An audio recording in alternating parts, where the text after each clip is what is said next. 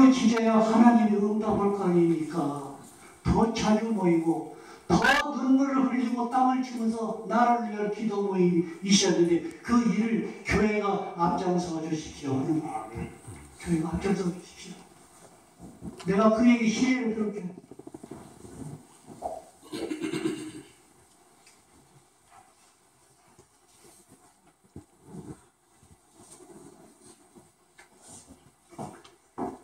(1950년도) 북한군이 내려왔을 때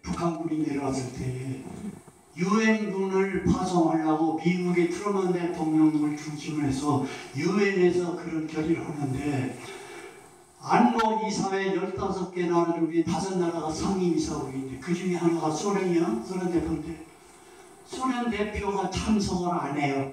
그때. 그래서 그 유엔에서 한국 동란에 유엔군 파송이 가결이 돼서 16개국이 나오죠. 우리나라를 구했죠. 누가 했어요? 그때 우리나라에서 전국적인 구국 기도회가 있었습니다. 하나님이 응답하십니다. 병아리가 쪼니까 암다두에서 쪼아진 거예요. 48년도 8월 15일 날 우리나라가 탄생을 했지만은 그해 48년도 12월 12일 오후 5시 프랑스 파리에서 연합국 회의가 있는데 그때는 연합국 회원국이 55나라밖에 안 돼요. 그 한국 문제가 아젠다에 올라가서 한국 문제에 토의가 되는데 한국의 독립 승인을 방해하기 위해서 소련 대표 비신스키가 있는데 이 비신스키라는 사람은 유명한 독설가입니다. 연설 잘하고 머리도 좋고 독설가인데 그 방해 필리버스터 의사 진행 방해 연설을 필리버스터라고 해요. 그러는데 계속 하는데 15분을 남겨놓고 연설을 계속 하는데 15분이 지나가면 한국 문제가 아젠다에서 떨어져 나가요. 근데 갑자기 무슨 일이 있었느냐? 갑자기 비신석이라는 사람이 가운데에서 연설하는데 기통이 와요. 기통이 와서 가깝고 목구멍이 맺혀가지고 말을 못하니까 앰뷸런스가 와서 싣고 가는데 나머지 15분 동안에 표결을 붙여서 찬성 48대 반대 6표 기권 한날에서 우리나라가 대한민국은 한반도 유일한 헌법정부 거시위원회 승인을 받습니다. 그때 무슨 일? 한국에서는 이승만 대통령을 중심으로 한 전국적인 기도 모임이 있었습니다. 전국적인 기도 모임이 있었습니다. 낙동강 전투에서 하루만 지나면 전선이 뚫려가지고 부산 대구가 다 들어갈 판인데 얼마나 걱정했으면은 76명이 북한 그 전라남도 도청 소재군 뭐 정확한 위치를 모르지만 전국의 목사님이 와가지고 기도를 하는데 76명의 목사들이 눈물을 흘리면서 밤새도록 기도를 합니다. 아버지 이 나라를 어떻게 하실 겁니까? 기도를 했어요.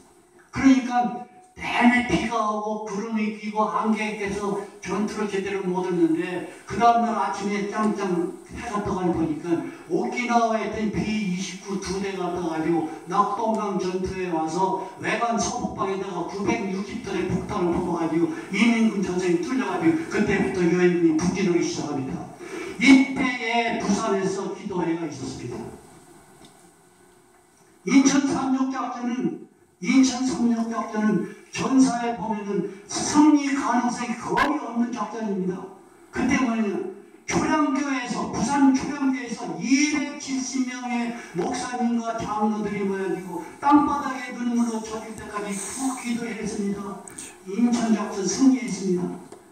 결타 동시야 우리가 부르짖을 때 하나님이 같이 도와주신 거예요. 우리나라 이 난국에 이렇게 어려운 난국에서 우리나라가 살아남기 위해서는 다른 방법이 없어. 아무리 쳐내봐도 방법이 없어.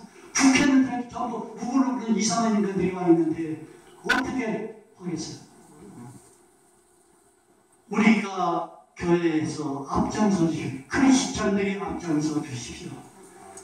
눈물을 흘리고 교회 방바닥이 불바다가 될 정도로 나라를 위한 걱정하는 교회의 움직임이 있어 주시면 우리가 알지 못하는 방법으로 하나님이 통참하셔서 이 나라를 구해 주십니다. 아멘.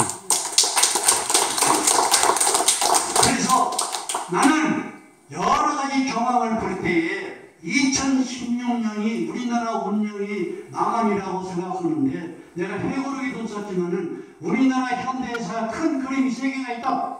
큰 그림이 뭐냐?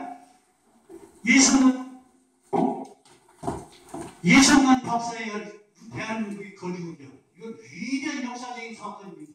두 번째, 박정희 대통령에 의한 우리나라 경제 부흥인데, 그분은 20년도 안 되는 사이에 유럽 선진국이 1세기 동안에 했던 일보다 더 많은 일을 했어요. 위대한 역사적인 사건입니다. 세 번째 큰 그림이 뭐냐? 남북통일인데, 이 남북통일의 영웅이 누가 되겠느냐? 박근혜 대통령이 되지 않겠느냐고 점을 쳤어요. 모든 국제 상황을 볼 때. 왜 점을 쳤느냐? 참 이상한 일입니다. 박정희 대통령과 박근혜 대통령 사이에는 어떤 숙명적인 연관성이 있어요. 5.16 혁명. 박근혜 대통령은 유권자의 51.6% 지지로 대통령이 돼요. 박정희 대통령 군사혁명부터 박근혜 대통령이 당선이 될 때까지 51년 6개월이 걸려 5.16 일치가 돼요. 박정희 대통령은 18일이니까 집권을 해. 박근혜 대통령은 18세 대통령 당선이 돼요. 박정희 대통령이 61살에 죽어. 박근혜 대통령은 61살에 대통령에 취임을 해. 무언가 숙명적인 연속성이 있는데, 나는 박근혜 대통령 임기 안에 우리나라의 큰 세 번째 큰 그림이 나타나고 있고, 남북 통일이 문이 반드시 열릴 것을 믿습니다.